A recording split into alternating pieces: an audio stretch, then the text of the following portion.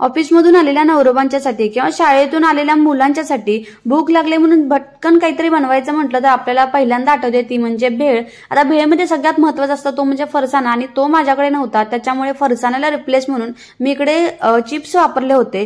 तर मस्त कांदा, टोमॅटो, चाट मसाला, तिखट आणि वरून आंबट लिंबू पिळालेलं असं चटपटीत अशी माझी भेळ तयार होती इकडे। पण मी भेळ बनवत असताना शरूचं वेगळीच गडबड चालू होती, पण माझं लक्ष होतं ते म्हणजे दुधाकडे, कारण दूध ओतू जाणार नाही याची मी व्यवस्थित काळजी घेत होती। आणि आजही गरम गरम दूध ओतू जाता जाता वाचलं आणि आज मी जिंकले बरं का।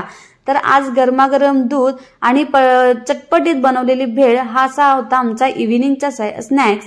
आणि शरूचे बाबा आणि आम्ही सगळे एन्जॉय करणार आहोत, त्याच्यासोबत लागलेली मॅच आणि हा नाश्ता म्हणजे एकदम मस्त कॉम्बिनेशन होतं। आणि मीही त्यांना सोबत देणार होते बरं का। आणि शरूनेही ह्या तिखट भेळचा मस्त असा आनंद घेतला आणि मला लागोलाग रिप्लाय पण दिला। चला आजचा व्हिडिओ इथे सेंड करते, चला बाय बाय।